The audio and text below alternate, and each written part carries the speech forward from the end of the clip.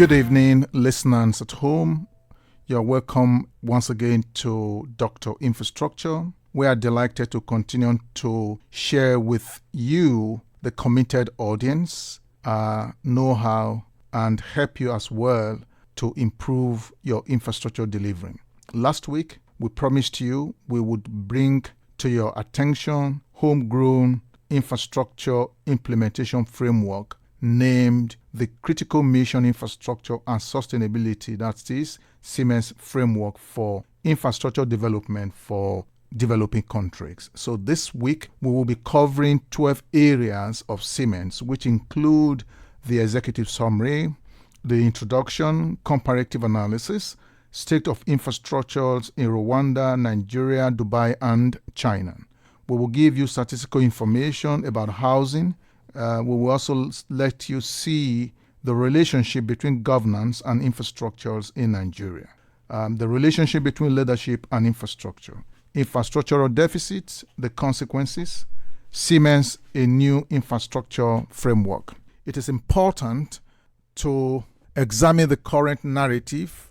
I outlined a new narrative in the Critical Infrastructures and Sustainability CMIS framework, a term I fashioned to give a broader perspective to the infrastructure challenges in Africa. The financing of affordable housing with CMIS framework, a process that enables us to look inward and use improved indigenous method combined with modern techniques to deliver positive outcomes. We researched to determine the impact of finance on affordable housing in Abuja, Nigeria. Out of the 255 respondents, 240, that's 94%, said that finance was a significant problem affecting the development of affordable houses in Abuja.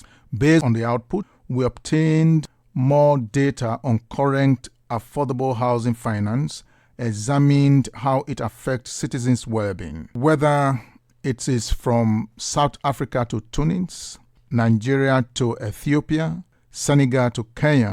Infrastructure remains the number one factor militating against growth and development. I used a comparative analysis through historical dialogue to unearth the causes of poor infrastructures and looks ahead with a strategic canvas to challenge the present mode of infrastructure financing with a new framework to improve delivery. The future imposes on us obligations to look differently, think differently, and find strategic solutions addressing challenges within the market economy and yet unmasking the inherent contradictions of capitalism. I outlined a new narrative in CMIS, a term I fashioned to give a broader perspective to infrastructure challenges in Africa. Infrastructure has to fit local reality, use local skills and experiences to develop homegrown infrastructure at affordable costs. The challenges in Africa infrastructure also present opportunities for experts, investors, peace-loving persons, as well as multilateral agencies who are prepared to have paradigm shifts. I used data from Rwanda, Nigeria, Dubai, and China in a comparative analysis to paint a picture of how nations build sustainable infrastructure that fuel growth. Rwanda recovered from a gruesome war, and 20 years later, she has become the rising sun of Africa, and Nigeria, a so-called giant of Africa, seems to be retrogressing. Unquestionably, there is a linear relationship between infrastructures and growth, resulting in citizens' well-being. How did infrastructure develop or has developed so far in Nigeria, in Rwanda, Dubai, and China? As we all know, Nigeria discovered oil in commercial quantities around 1956, and she became independent in 1960. At that time, rail and road systems in some parts of the country functioned. Education, healthcare, and housing were simple, functional, and affordable. While in Rwanda, a convergence of anti-colonial sentiment resulted in Belgium granting national independence in 1962. Both Nigeria and Rwanda had similar infrastructure problems at the time. Today, infrastructures in both countries remain significantly different. In 1966, oil was discovered in Dubai. With a careful investment, it has become a vibrant city with some of the best infrastructures in the world. The People's Republic of China, PRC, was founded in 1948, and her economic landscape was characterized by turbulence. In 1976, China began economic reforms and evolved from an isolated socialist state into a backbone of the world economy. CMIS, that is, Critical Mission Infrastructure and Sustainability Framework, further examined the criticality of affordable housing and found that it is essential at meeting the needs of citizens. CMIS proposed a mechanism for achieving sustainability and affordability criteria. What is the relationship between governance and infrastructure in Nigeria? The Nigerian Civil War ended about 53 years ago, but the effect lingers.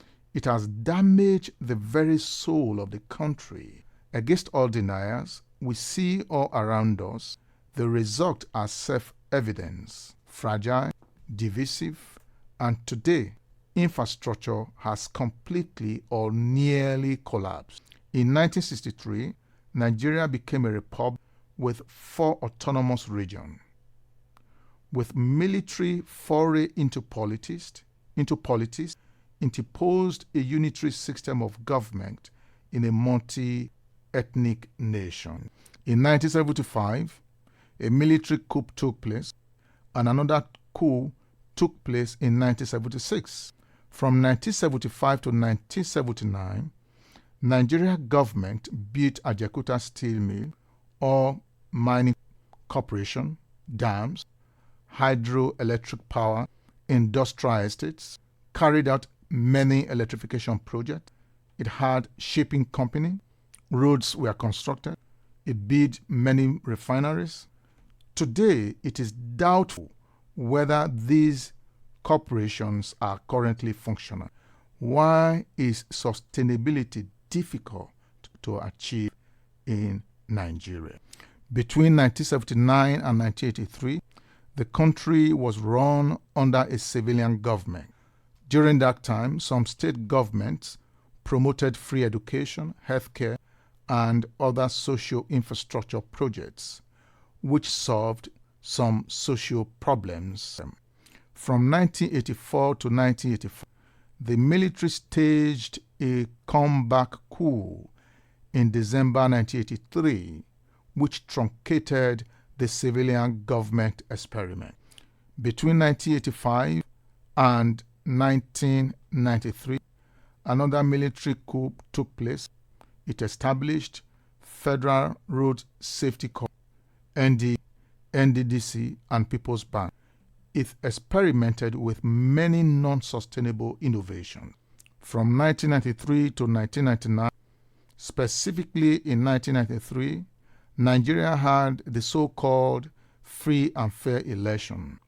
With military annulment, the country went through unprecedented civil unrest, which ultimately gave birth to the 1999 civilian rule. From 1999 to 2015, the Nigerian government once again was under the civilian rule. During the time, it established EFCC, ICPC, telecommunication was liberalized, banking, and the mass media. The Nigerian government fully repaid her foreign debt, while infrastructure remained underdeveloped. Under this scenario, with frequent uncoordinated government policy changes, program truncations, little wonders, infrastructure is on a downward swing. With inept leadership and uncommitted followership, infrastructure has collapsed. What are the consequences of infrastructure deficit? As a result of unstable government over the last 50 years, policy inconsistency, poor leadership and followership, weak and non-functional educational system, unitary system of government, infrastructure has continued to nosedive with the following consequences. There is now escalation of underdevelopment more than ever before. Roads have become unmotorable. Ridiculous educational system, progressively decaying healthcare, unprecedented homelessness. The net effect is widespread in crimes, corrupt practices, disease, and retrogression. To engender a paradigm shift, we have to change the narratives from consumption to production, from sharing to baking, to abundance mentality, and define new infrastructure goals for Nigeria. It is important to stress that production gives rise to economic power, never consumption. After 50 years of infrastructural deficit, the compelling need to overcome these challenges and develop new narratives which capture the urgency of the problems gave birth to the development of the critical mission infrastructure and sustainability CMIS framework. Dr. Infrastructure, we provide PPP advisory services, sale of properties in Nigeria and the UK. We inform, educate, and inspire positive infrastructure delivery outcomes. Our faculty members cut across industries and sectors assembled from many parts of the world to enhance infrastructure delivery in Nigeria and Africa in general. You can watch and follow us on YouTube, LinkedIn, Facebook, Twitter, and Instagram. If you need infrastructural help, you can reach the lead consultant via telephone on +234 808 439 1140. That is +234 808 439 1140. We are here to help you. We simplify infrastructure delivery through a combination of modern techniques with improved indigenous methods. Dr. Infrastructure provide optimized solutions for infrastructure delivery.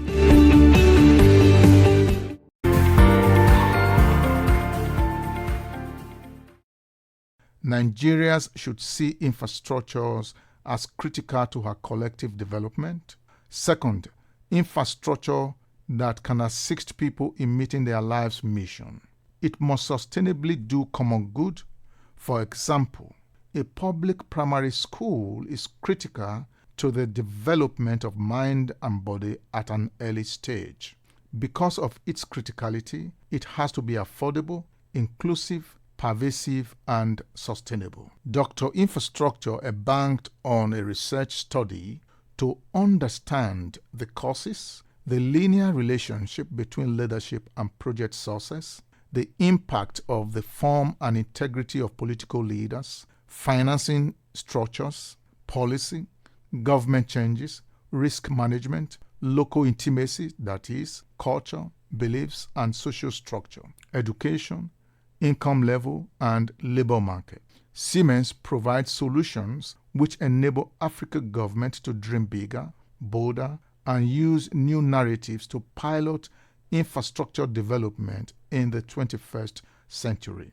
The solution, therefore, is to challenge us to consider the adoption and usage of CMIS framework in affordable housing. Now, we will consider 10 optimized modern techniques with indigenous method in the provision of affordable housing. First, we begin with data structure and due diligence. Incidentally, we spoke extensively about due diligence last week during this program. CMIS looks at how local communities gathered data in the past. Although not adequately documented, but everybody knew everybody in the communities. Address, number of children, wives, occupation, skills, and brand value. They had accurate data with a simplified due diligence process. This enabled them to deliver simplified infrastructure that served the community. Community-based infrastructure. Projects in the past were executed using local community systems. For example, a typical construction of local farm roads were carried out by the villagers under a functional system tagged one for all for one. In addition, they also had a control mechanism within the local communities. They had system of controlling and enforcing compliance in any project undertaking.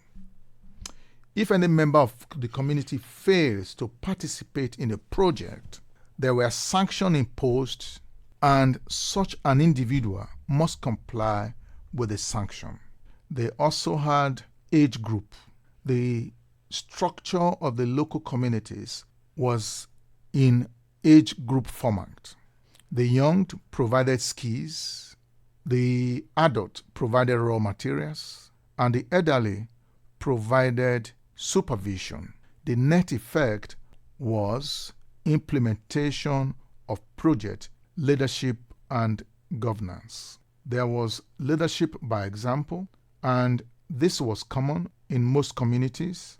As a result, there was committed followership. Furthermore, the use of raw materials were sourced within the communities. What this means is that there was self-reliance, there was development within the communities, evolution took place, although slow. The net effect is that the concept of borrowing or foreign debt was alien because largely the community, as I said earlier, was self-reliant. Financial management system. They had financial mechanism for repayment of projects because most project funding came from the local communities, either in form of cash or in kind. And this system worked satisfactorily. As a result, cases of default were non-existent. Land ownership and environmental impact analysis. The local community had different systems of carrying out environmental impact analysis because the distribution of ownership, that is land ownership, was relatively simple and equity formed the basis of interaction. In such instances, projects with adverse consequences on the communities were minimal because the motive for development was altruistic. As a result, it was not entirely profit-driven. Consequently, risk and policing system within the local community worked satisfactorily. Risk management was functional and simple because it factored in local intimacy in the approach it used in carrying out project developments. Finally, infrastructure development and finance was holistic. It was a holistic system because everybody within the community was involved. All aspects of project from conception to delivery. A sense of ownership was enthroned within the community.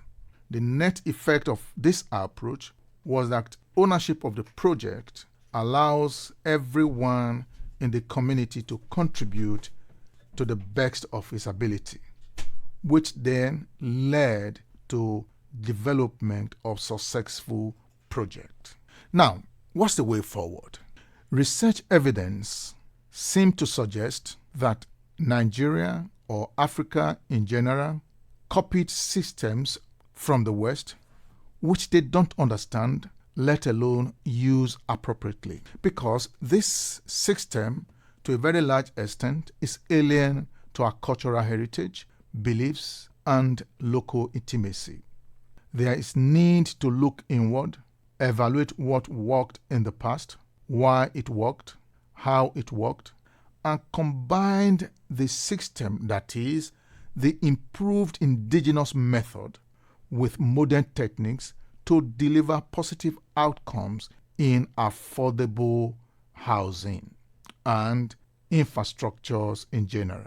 China is a good example of how a nation improves her natural talent with modern technologies to develop her people through infrastructure development.